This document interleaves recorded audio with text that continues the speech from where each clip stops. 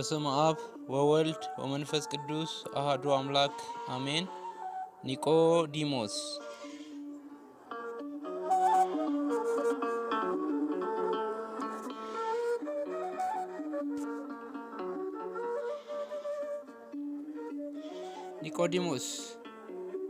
በቤተ ክርስቲያን አጠራር መሰረት ሰባተኛው እሁድ የአብይ ጾም እሁድ ማለት ነው። ኒቆዲሞስ ተብሎ ይጠራል።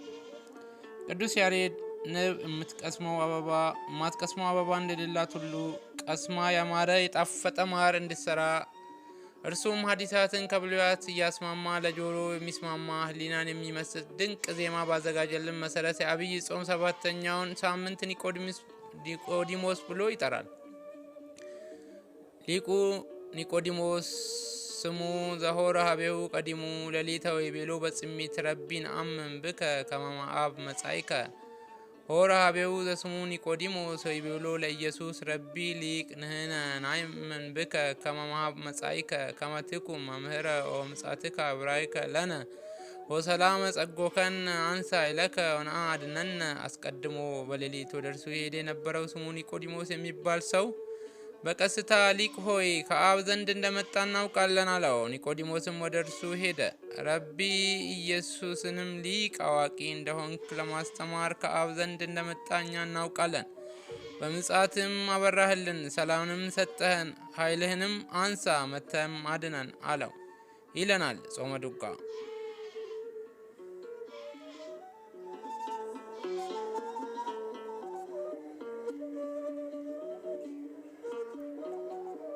ጌታችን መድኃኒታችን ኢየሱስ ክርስቶስ በመዋዕለ ሥጋዌው ሲያስተምር የአይሁድ አለቃ የሚሆን ኒቆዲሞስ የሚባል ሰው በሌሊት መጣ። ስለምንም በሌሊት መጣ ቢሉ ከንቱ ውዳሴ ሽቶ አንተ የአይሁድ አለቃ ስትሆን እንዴት ትማራለህ እንዳይባል ሰው በማይመጣበት ሰዓት ተለይቶ ሊማር ሽቶ በሌሊት መጣ። እንዲሁም ምሁረ ኦሪት ነውና ምስጢር ሊያደላድል ነው። በቀን ጌታ 5 ገበያ ሕዝብ ይከተለው ስለነበር ለመጠየቅ አልተመቸው ነበር። ጌታም በአእምሮ ያልጎለመሱ ሰዎች ያስተምር ነበርና በምሳሌ እየመሰለ ያስተምራቸው ነበረ።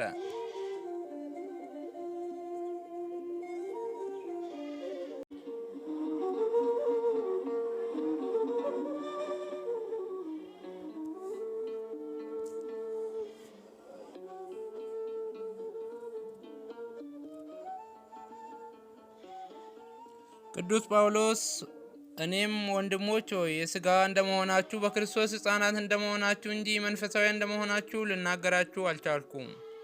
ገና ጽኑ መብል ለመብላት አትችሉም ነበርና ወተት ጋትኳችሁ። ገና ሥጋውያን ናችሁና እስካሁን ድረስ ገና አትችሉም። ቅናትና ክርክር ስለሚገኝባችሁ ሥጋውያን በመሆናችሁ የለምን? እንደ ልማድስ አትመላለሱምን? እንዲል አጥንት ለመቆርጠም አልደረሱም ነበርና። አንደኛ ቆሮንቶስ ምዕራፍ 3 ከቁጥር 1 እስከ 3። ኒቆዲሞስ ግን ምሁረ ኦሪት ነውና ጠንከር ያለ ትምህርት ሽቶ በሌሊት መጣ። በተጨማሪም የቀን ልቡና ባካና ነው። ሕሊና ይሰርቃልና ክት ሕሊና ሽቶ በሌሊት ሊማር መጣ። አባቶቻችን በሰሩት የትምህርት ስርዓት ምንኛ ጥበበኛ እንደሆኑ አስተውሉ። በቀን ጆሮአችን አካባቢ ድምፅ ይሰማል፣ ዓይናችን ሌላ ይመለከታል፣ ወጪ ወራጁ አላፊ አግዳሚው ይረብሻል። በሌሊት ግን ሕሊናን የሚሰርቅ ምንም ነገር የለምና ሀሳብን ሰብስቦ ለማስተማር እንዲመች የአብነት ትምህርት የሌሊት የቀን ብለው ከፍለው የቀን ትምህርቱን በሌሊት እንድንማር አደረጉን።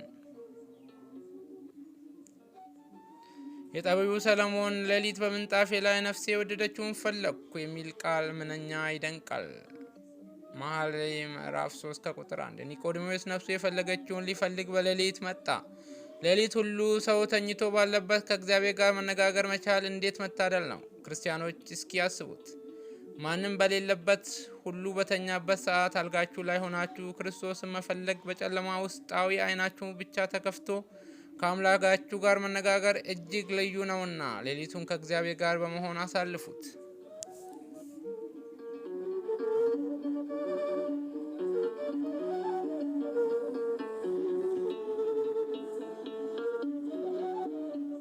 ኒቆዲሞስ የአይሁድ አለቃ በመሆኑ ቀን ስራ ውሎ ሌሊት በእግዚአብሔር ቃል ያርፍ ነበር።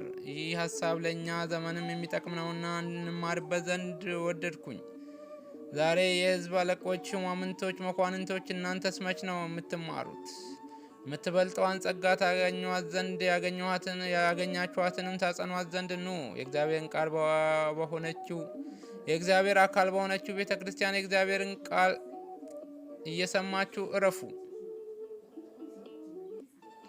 ዛሬ ብዙ ሰው ለምን አትማርም ሲባል ስራ በዝቶብኝ ቢዚ ሆኜ በማለት መመለሱ የተለመደ መጥቷል። እኔ ግን እንዲህ ብዬ ጠይቃችኋለሁ፣ በውኑ የእናንተ ስራ ከኒቆዲሞስ ይበልጣልን?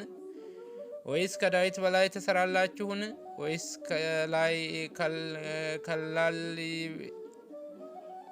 ከላሊበላ በላይ ሰርታችሁ ነው?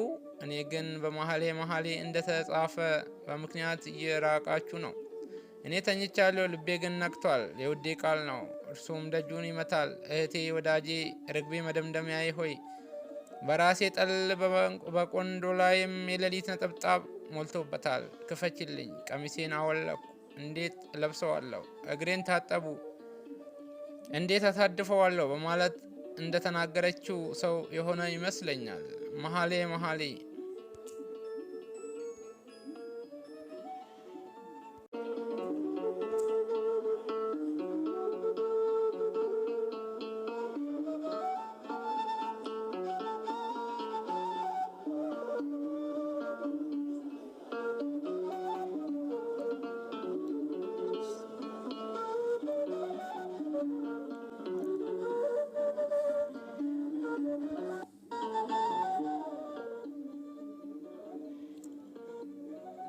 ይህች ሰው ከረፈደ በኋላ ፍለጋ ብትወጣም ማግኘት ግን አልቻለችም።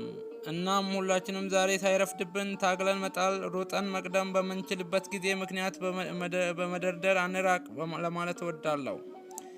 ኒቆዲሞስ በሌሊት መጥቶ ከጌታችን እግር ስር ተቀምጦ ሲማር በዓይነ ሕሊናችን እንመልከተው። ግርማ ሌሊት ጸባራዊት ሳያስፈራው፣ ድካም ሳይበግረው በጌታ እግር ስር ቁጭ ብሎ ሲማር ቅዱስ ዳዊት ቃሉ ለጉሮሮዬ ጣፋጭ ነው፣ ከማርና ከወለላ ይልቅ ለአፌ ጣፈጠኝ፣ ከትእዛዜ የተነሳ አስተዋሉ። ስለዚህ የሐሰትን መንገድ ጠላሁ፣ ሕግን ለእግሬ መብራት ለመንገዴም ብርሃን ነው እንዳለ ከማርና ከስኳር የሚጣፍጠው ቃል እግዚአብሔር ሲሰማ ሰው እንዳይተው ተደብቆ የመጣው ኒቆዲሞስ ከመስቀሉ ስር የሚገኝ የመከራ ቀን ሐዋርያ ሆነ።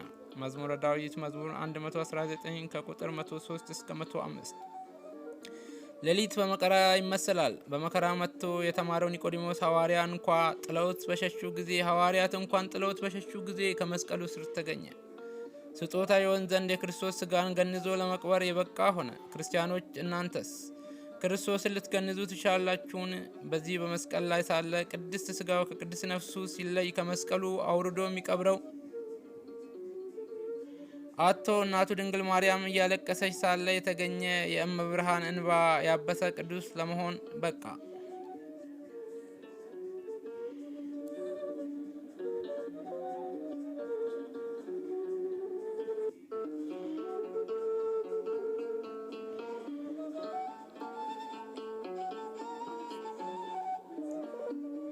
አሁንም ኒቆዲሞስ ሌሊት መጥቶ የሚማር ሰው አታ ቤተ ክርስቲያን ስታለቅስ ሰቃሊያነ ክርስቶስ ጌታን ዳግመኛ ሲሰቅሉ ሲሹ ከመስቀል ስር የሚገኝ በመከራ የሚጸና ሰው ያስፈልጋልና የዓለም ውጣ ውረድ ሳያግዳችሁ ከቤቱ መታችሁ ትማሩ ዘንድ እንለምናችኋለን።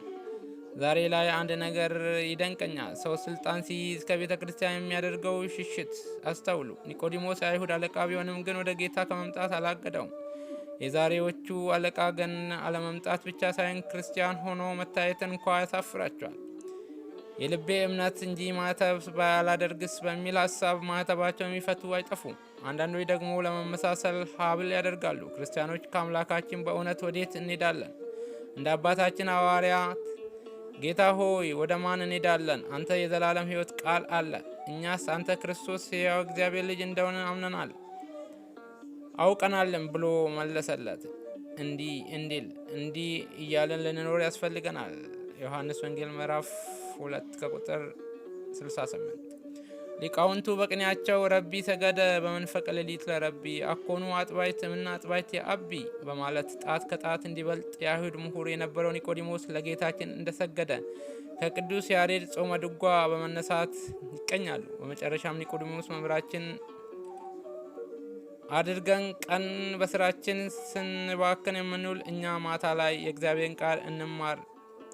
ምናልባት እንደ አክዓብ ኤልዛቤል የሚያሳድደን ንጉሥ መጥቶ ረሃብተኞች እንድንሆን ዛሬ እንቅልፋችንን ቀንሰን ከኃጢአታችን ነቅተን ቃለ እግዚአብሔርን እንብላ። የምትሄድበት መንገድ ሩቅ ነውና ተነስተ ብላ አለው። አንደኛ ነገሥት ምዕራፍ 19 ከቁጥር 7 እንዲል አምላካችን በቸርነቱ ከእንቅልፋችንና ከኃጢአታችን ነቅተን ቃሉን እንደ ውሃ ጠጥተን እንደ ምግብ ተመግበን አንድ መጎናጸፊያ ተጎናጽፈን እንድንኖር ይርዳን። ወስብሐት ለእግዚአብሔር ወለወላዲቱ ድንግል ለመስቀሉ ክቡር። ይቆያል።